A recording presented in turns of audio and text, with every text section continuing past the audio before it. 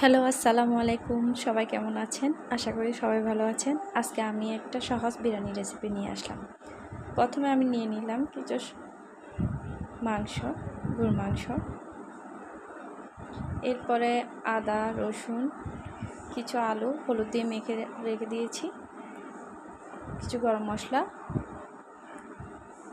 সাদা তেল আর অন্যান্য যাবতীয় মশলাগুলো। প্রথমে আমি একটা কড়াইয়ে পেঁয়াজের পেস্ট, তারপরে এর সাথে গরম মশলাগুলো দিয়ে দিলাম, তেজপাতা, গোলমরিচ, এই আর কি। তারপর আমি দিয়ে দিলাম লবণ 2 চামচ পরিমাণ। সেটা আসলে চালের উপর নির্ভর করে দিতে হয়, মাংস এবং চাল। এরপর কিছু দিয়ে দিলাম মশলা, মাংসের মশলা। এরপর এমনি মশলা দিয়ে দিলাম কিছু হ্যান্ডমেড। এরপর দিয়ে দিব আমি হলুদ, তাও 2 চামচ পরিমাণ দিব। এরপর দিয়ে দিলাম মরিচ গুঁড়ো, গুঁড়ো মরিচ, তাও 2 চামচ পরিমাণ দিয়ে দিলাম।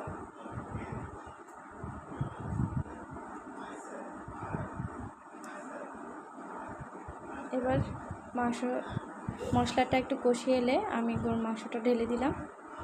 ঢেলে কিছুক্ষণ নেড়ে চেড়ে এগুলো কিছুক্ষণ কষিয়ে নিব।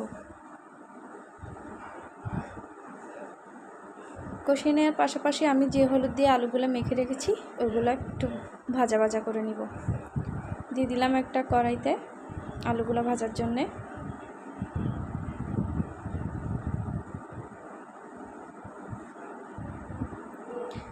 এদিকে মাংসগুলো কষানো হচ্ছে, পাশাপাশি আমি আলুটাও ভাজি করে নিচ্ছি।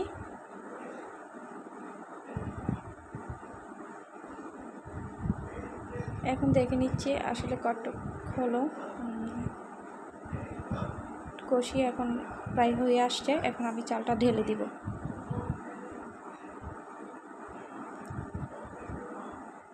চালটা ঢেলে এখন আমি একটু নেড়ে ছেড়ে দিব। আসলে এক হাতে কাজ করা অনেক টাফ।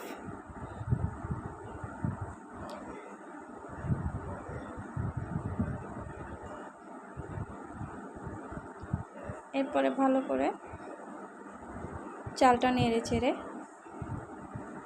মশলার সাথে ভালো করে মিক্স করে নিব।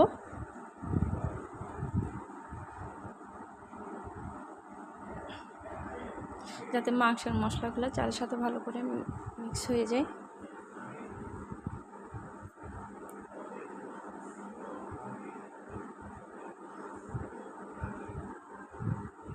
এরপর আবার ঢেকে দিব আমি এটা ঢাকনা দিয়ে। পাশাপাশি আলু ভাজা হয়ে আসছে কি অনেকটা।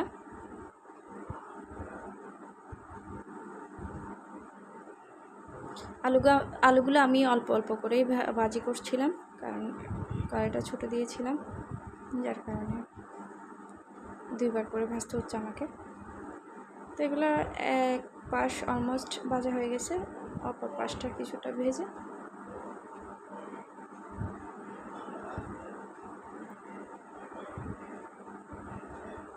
এরপর বাজারটা প্রায় হয়ে আসছিল। এদিকে আমার বাচ্চাটা অনেক ডিস্টার্ব করতেছিল, ও কান্না করতেছে রীতিমতো।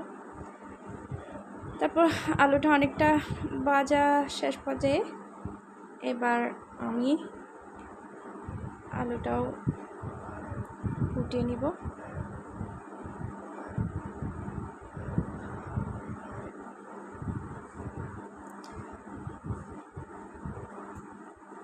আলুটাও উঠানোর পর বাকি যেগুলো ছিল ওগুলো আবার কড়াইতে দিয়ে দিলাম।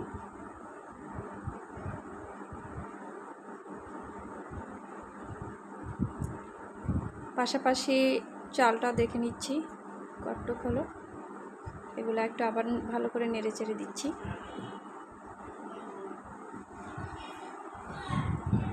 এরপর আমি এর সাথে গরম পানি মিক্স করলাম।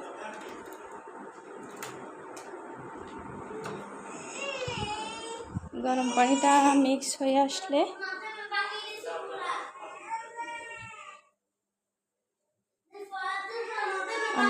দুধটা গুলে দিলাম।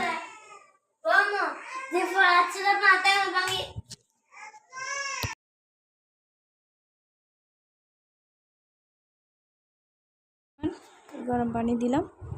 এটা আসলে পরিমাপের উপর, কে কতটুক চাল দিছে এটা পরিমাপের উপর পানিটা মিক্স করতে হবে।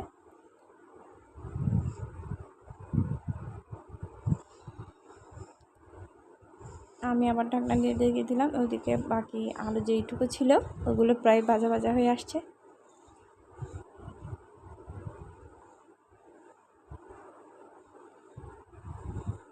আসলে বাচ্চা সামলিয়ে কাজ করাটা অনেক কষ্ট হয়ে যায়, যেহেতু বাচ্চা এখনও ছোট।